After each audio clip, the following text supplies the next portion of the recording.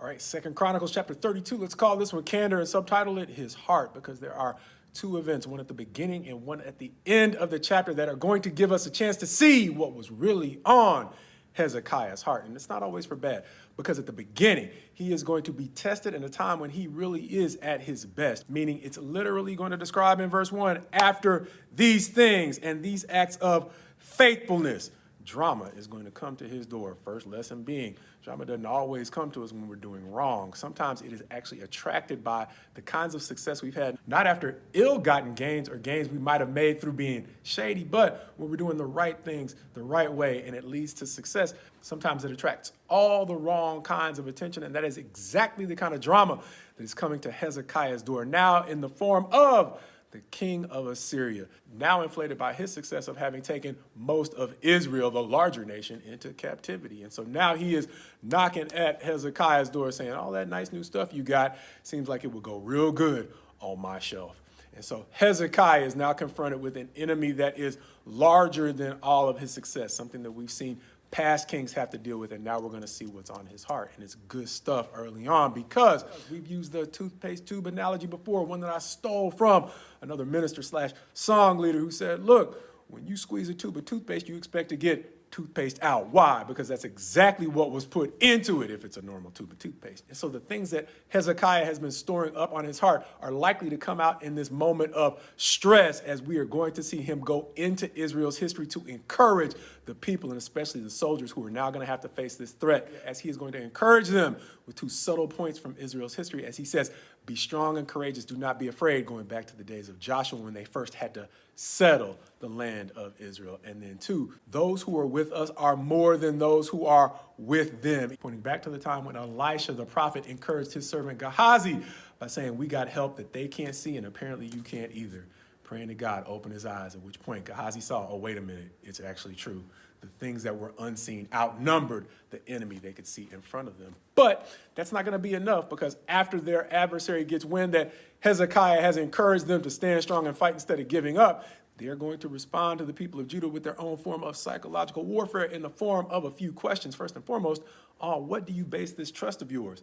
And why are you trusting in Hezekiah? See, he's asking you to trust in a God you can't see, but we can promise you a famine that you will see as soon as we finish cutting off your supply lines. And beyond that, some translations may suggest that they're actually going to question whether or not Hezekiah has a strong enough relationship with God to ask God for anything, understanding that he's just gotten to the point where he's getting them back to worshiping at a single altar instead of all of these different idols. Oh, and mentioning other idols and other gods, how do you think all those other nations that have their own gods too, how did they do? Because we had to make a trek to this point, and they all had gods too. And guess what? Your God isn't going to be able to help you any more than theirs did. And after all of those pointed questions and statements, the people of Judah are going to be left to think, which is going to give us another chance to see what's on Hezekiah's heart, as we're going to see it's not shallow. He is not going to wilt. He is not going to back down. He is going to continue to encourage them, at which point God is going to encourage him and let him know, not so much in the line of warrior kings like David, but more like what we saw in the days of Jehoshaphat. This is a situation where you are not going to have to go out to battle, because God is going to take care of it for you. Understanding that we mentioned before, God offers DoorDash in a way that's much different from the way we do it. We call up for DoorDash and have it delivered by somebody we don't necessarily know. God often has DoorDash delivered by those who would intimidate or mistreat us, understanding that in this situation, all the stuff that Assyria is bringing to the battle is soon going to be Hezekiah's stuff. God showing us once again, that's the way he delivers DoorDash. And not only that, God does not just get rid of the Assyrians as a threat to the kingdom of Judah. He is now elevating Judah again to levels that they hadn't necessarily appreciated or seen since the days of Solomon, understanding that similar to what we saw under Jehoshaphat, their fame is starting to spread again to all nations. And if all our problems went away with a single victory, wouldn't life be great? But for Hezekiah, it's not going to stay that way, because he's eventually going to get sick. And as another telling of the story goes, God is going to tell him to get his house in order, because he is about to die. As we have referenced in previous lessons in Second Chronicles, God, however, is going to give him 15 more years after he appeals sincerely to God for mercy.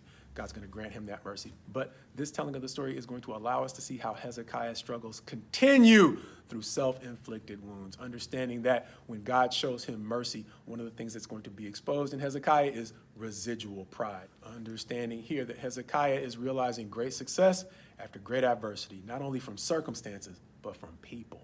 And sometimes when people treat us badly, the tendency can be, once we have the upper hand, to have a level of pride exposed that we didn't even know was there. And so that's what we are seeing here. It doesn't necessarily say it was because of the way that Hezekiah had been treated or the things that he had to overcome to get to this point of success, but in the sequence of events, he is a man who at this point has become very successful after having been treated very badly. And so this chapter seems to give us a chance to see the ways in which God can help us better understand the things that are really on our heart, both in times of stress and in times of prosperity, which leads me once again to say my prayer for you is my prayer for me, no matter where we find ourselves in a period of stress or success or anything in between.